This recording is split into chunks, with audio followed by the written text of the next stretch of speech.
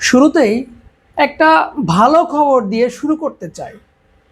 এটা Real Madrid ভক্তদের জন্য হয়তোবা ভালো না হলেও রিয়াল মাদ্রিদ ক্লাবের যারা ভক্ত তাদের জন্য শুভ সংবাদ। শুভ সংবাদ বললে ভুল হবে, এটা একটা গুড ডিসিশন। এই গত 2 বছরের মধ্যে একটা ভালো ডিসিশন কোনটা? ফেদে ভালভার্দে এবং চুয়ামিনির মধ্যে যে দ্বন্দ্বটা সৃষ্টি হয়েছিল গত মঙ্গলবার, সেই মঙ্গলবারের ঘটনার সূত্র ধরেই ভালভার্দে একটা স্টেটমেন্ট দিয়েছিল।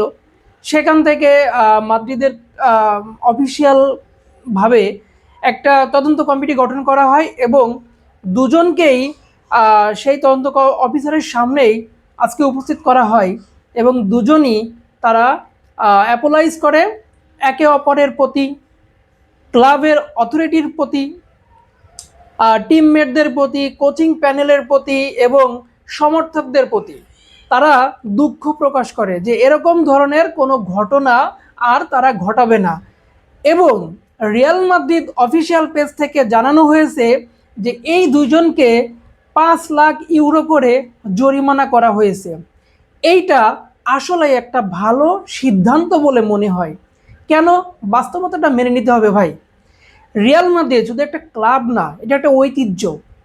এটা ভক্তদের মনে গেঁথে থাকা একটা ভালোবাসার নাম। এই ক্লাবে আপনি থাকবেন, কিন্তু এই ক্লাবের ডিসিপ্লিনারি বিষয়গুলো আপনি তোয়াক্কা করবেন না, তা তো হতে পারে না। এমনিতেই ক্লাবের পারফরমেন্স, প্লেয়ারদের পারফরমেন্স গত 2 বছর ধরে শোচনীয়। তার মধ্যেই যদি এই প্লেয়াররা নিজেদের মধ্যে এরকম দ্বন্দ্বের লিপ্ত হয়, তাহলে তো আসলে ক্লাবের মানে মান সম্মান বলে তো কিছু থাকে না এবং ঐতিহ্যের যে বিষয়টা সেটাও আসলে থাকে না। মনে রাখতে হবে, যে ক্লাব রোনালদোর মতো, এই ক্লাবের সর্বশ্রেষ্ঠ প্লেয়ারকে যদি বাছাই করতে বলা হয়, স্টেফানোর নামটা সবার আগে আসে, কিন্তু রোনালদো কিন্তু সে তার মধ্যে একজন। সেই রোনালদোকেই যদি না রাখতে চাই, রোনালদোকেই যদি তাকে তার যোগ্য সম্মানটাও না দেয়, সম্মান ঠিকই দিয়েছে কিন্তু বয়স হয়ে যাওয়ার পরে তাকে রাখতে আসলে চাই নাই।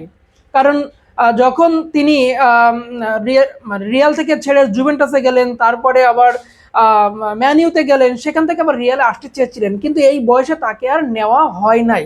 কারণ রিয়াল মাদ্রিদ আবেগে চলে না, বাস্তবতা দিয়ে চলে। কারণ ওই বয়সে রোনালদোকে নিয়ে আসলে খুব বেশি কাজ হতো বলে মনে হয়। তারা চায় প্রমিজিং এবং ইয়াং ট্যালেন্ট। আপনি সেই ক্লাবে খেলবেন, হতে পারেন আপনি সেই ক্লাবের ক্যাপ্টেন। ফেদে ভালভার্দে ওই ক্লাবেরই ক্যাপ্টেন। চুয়ামিনি গুরুত্বপূর্ণ একজন প্লেয়ার, কিন্তু আপনি যেই হন না কেন, ক্লাবটার নাম রিয়াল মাদ্রিদ। আপনাকে আগে রিয়াল মাদ্রিদের সমর্থক এবং এই ক্লাবের যে সম্মান, সেটার দিকে চিন্তা করে কোনো একটা কাজ করতে হবে। আপনি অন্য কোনো একটা ছোটোখাটো ক্লাবে খেলেন না যে আপনার দিকে কেউ ফোকাস করবে না।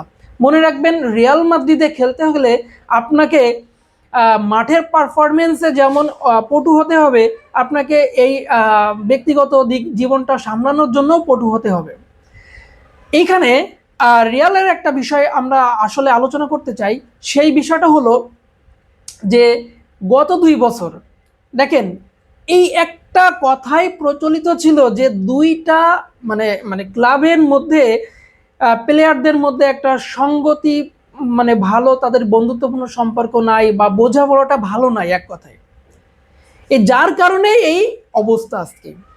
তো এই একটা সিদ্ধান্ত যেটা আজকে রিয়াল মাদ্রিদ কর্তৃপক্ষ নিয়েছে, আমার মনে হয় আগামী বছর এই ক্লাবের ভাগ্য পরিবর্তন হতে যাচ্ছে। কোচ যেই হোক না কেন, ডাজেন্ট ম্যাটার।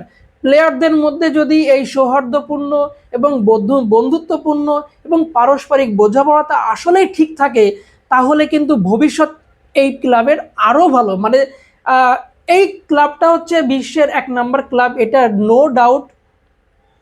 কিন্তু গত 2 বছর পারফরমেন্সে আসলে সেটা প্রমাণ করে না, কিন্তু প্রমাণ না করলেও নামের ভারটা অনেক বেশি। এই জন্য এই সিদ্ধান্তটা আগামী বছরগুলোতে রিয়ালের জন্য ভালো ফল বয়ে আনবে, এটা ডেফিনেটলি বলা যায়। তো সবাই ভালো থাকবেন এবং কমেন্ট সেকশনে জানাবেন যে আসলে এই দুইজনের জন্য ক্লাবের মান সম্মানটা আসলে স্যাক্রিফাইস করা উচিত ছিল কি ছিল না, বা ক্লাব যে সিদ্ধান্ত নিয়েছে এটা কি ঠিক নাকি ভুল? ভালো থাকবেন। আল্লাহ